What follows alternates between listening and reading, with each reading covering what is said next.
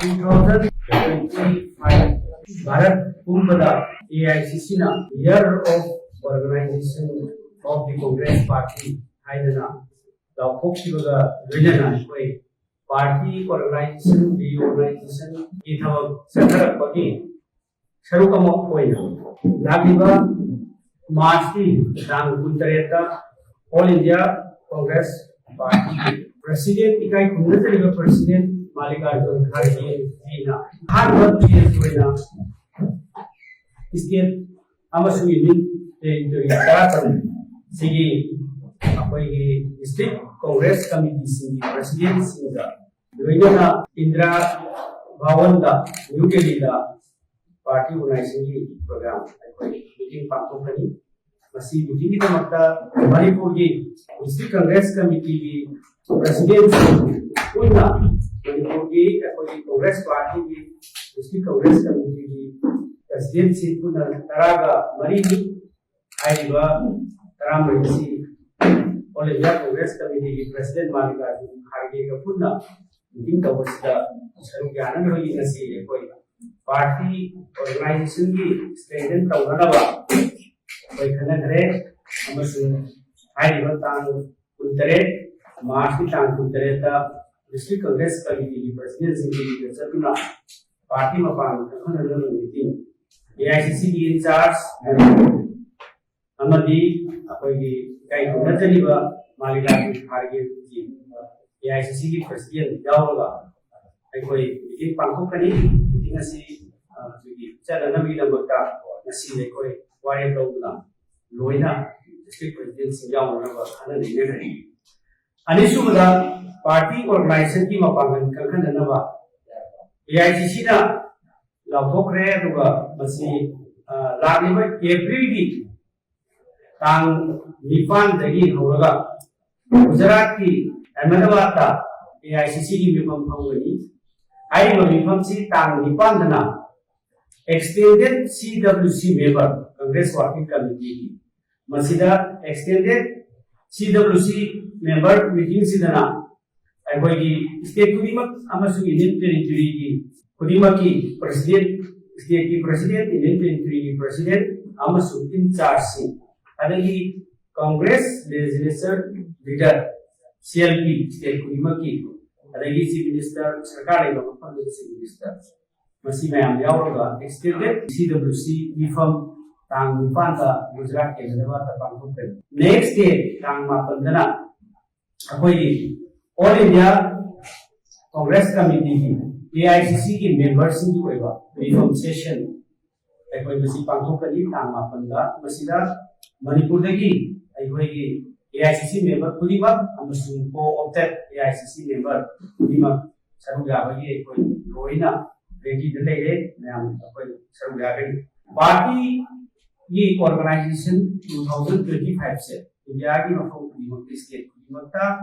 immediately Kudimata including apoi Manipur ki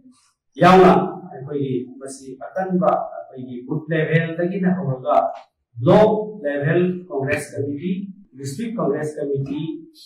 amadi frontal shell loina MPCC gi leiba office bearer amasu madigi tangai kadaba lei committees mayam puramak reorganization process aikoi depalai da sangsilai aduga masina 2026 ki January tang kuntaruk thokse year of organization 2025 se masi whole years ma aikoi paikeni masini ngasigi maruiba party gi aikoi organization gi oiba koi structures in semba papangal kankhana na ba noina haiba AICC ki matam gi koi reorganization gi bilai ba boot level abi polling station si te gi hoga masi bilai using se congress ki leaders amadi congress ki workers tongan ba sales amadi department gi dai ko mya punamak na haiba koi gi boot level dai block level district level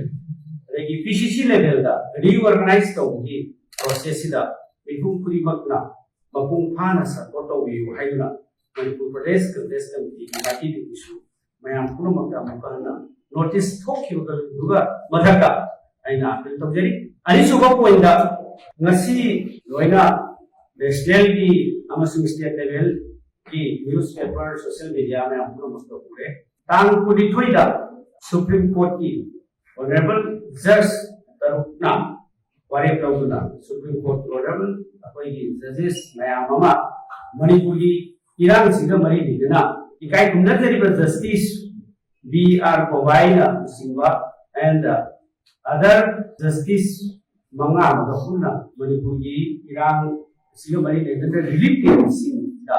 Masih येंजन बचतपा अमसुंग honourable जजेस सिंगा relief material पीबा अमसुंग मफमदुगी condition अदगी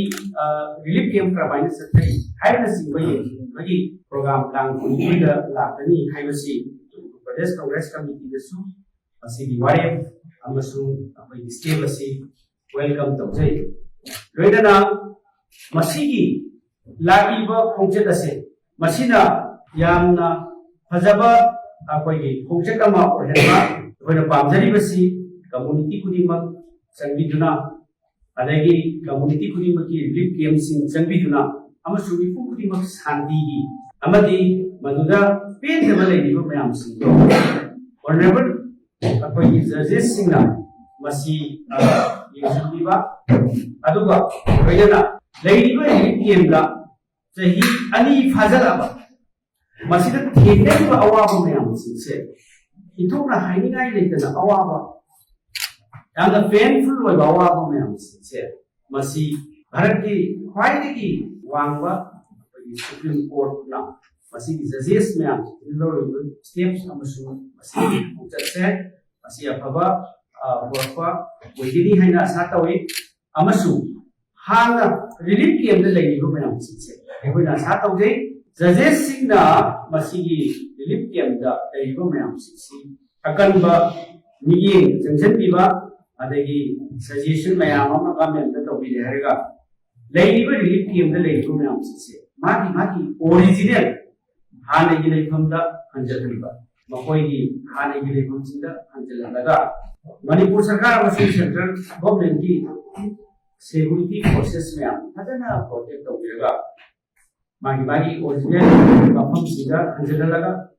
Janpur टू कांगपुरे सिंदा सुमागी मफमदा हंजललगा अदगी फागी जगासिंदा सुमागी मफई फागी प्रेस दगी दो याम हंजललगा अदगी शांति हंजलकनबा होनबदा अमगा अमगा नुची चानना शांति हंजलकनबा होनबा मतमदा अखोइगी सेंट्रल गवर्नमेंट ना अमसु इंडिया की ऑनरेबल जजेस ना मसी डायलॉग द युवारी बताई सानना इनिशिएट तौबा डिस्कशन डायरेक्शन मयाम दिबिदुना मसी वाई साननागा शांति पुरमनबा होनबा मसीगी सिंबिदबदी यामना फगनी है खली हौजिक मणिपुर की प्रजा सिंह यामना वारे लोइना लाइना हमजनिबदी कांग खुनिमक्ता हिंसाना अखोई शांति पुरमनमोय अमसुंग अखोई अपाम खुनिमक्तमोय ओनली व्हेन अखोई अमगा अमगा नुसी चानना अंडरस्टैंडिंग पुरमना शांति लापा लोइना खुलाइना अदगी नफुदा शांति पुरमनमोय अखोई अमगा अमगा अंडरस्टैंडिंग लेरकांदा शांति पुरमना सोइदुनमगनी हाइना सातवी मरमसिना लागिबा खोंसेदसी मसिदा लोइना कम्युनिटी खुदिमकना सपोर्ट तौरे हेरगा अखोइगी लेरिबा प्रॉब्लम सिंग जजेस सिंग ऑनरेबल जजेस सिंग मसिगी एड्रेस तौरे हेरगादा अखोइगी प्रॉब्लम म्याम सिसे लोसिननबा होनबदा मतेंग पागनी है खली मरमदुना सेक्शन खुदिमकना मसी सपोर्ट तौबिबा अमसुंग शांति पुरमनबा आदिबो इनिशिएटिव तो मिपुं खुदिमकना लौबिनसे अखोइ शांति लेत्रबदी अखोइ कईगुंबा कानबा चावबा अमसुंग कईगुंबा लुसिनबा मत पुरमनबोय मरमसिना मसी हंजलकनबा सुप्रीम कोर्ट ना लौरिबा डिसीजन से मसी अखोइ कांग्रेस पार्टी नसु अखोइ AICC नसु वेलकम तौई अखोइ स्टेट नसु मणिपुर लोइबा थोदोकसे मसिदैसिदा मसिदा शेयर तौबिबा लाक्बिबा मयाम सिसे अखोइ वेलकम तौई अदुगा मसिना अफबा अमा ओरकनी हाइना खली मसी हारगा मसीगी प्रेस कॉन्फ्रेंस मतंग सिदा लुसिंजरे।